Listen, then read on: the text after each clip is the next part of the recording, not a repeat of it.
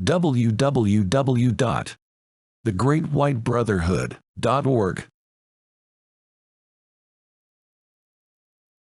Ego, higher self, id. When God decided to make life, He created countless points of life, and put the totality of Himself into every one of these points of life. These points of life are what we call the higher self. Each one contains the totality of God, not a part, but the totality. Let us now make a huge jump and get to the point where oversouls and archangels exist.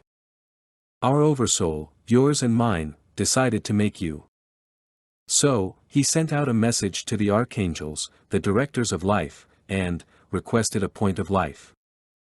The archangels took a point of life, a higher self, and imbued it with a force that made it a human. It was then passed to our oversoul. The oversoul created you. Over time, you came down through the realms, to the point where you were going to be born. By now, you had chosen your family, country, skin color, and you developed your personality. At some point, you were given something we call the ego. You needed this, because you were going to be born on earth, and needed a protective armor. The ego is that protective armor.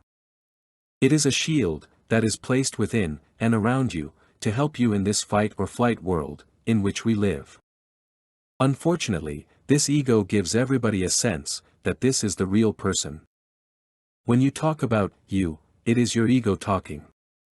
You feel separate from everyone else. You feel the need to defend yourself from an invading force that is trying to harm you. That is the job of the ego. It is because of ego that we have the horrible world that we see, and which you investigate.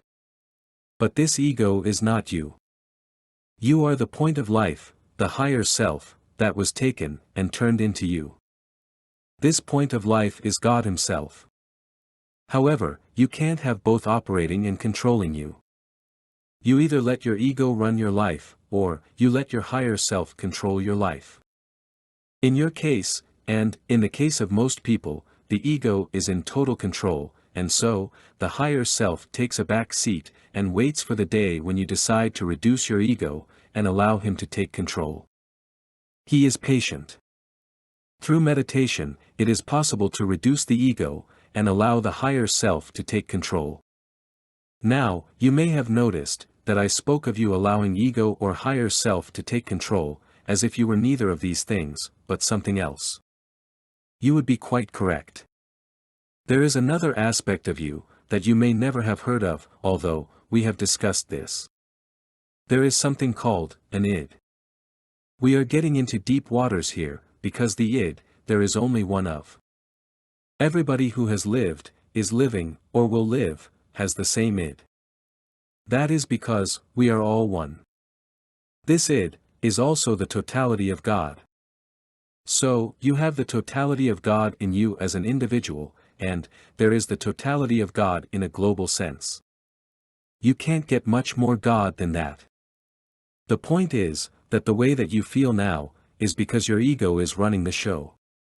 It is possible to allow the higher self take over, which is actually you as an individual, and, eventually, you can progress to the point where you realize your oneness with all life, and then the id takes over. A bit complicated, I know, but that is the truth. You are not your ego, battling to defend itself against opposing forces, you are your higher self, until the moment when you can make the leap of realizing we are all one, then it is the id that runs the show. Ego. Higher self. Id. Thank you for watching this video lesson. Please visit www.thegreatwhitebrotherhood.org for more lessons and free downloadable books.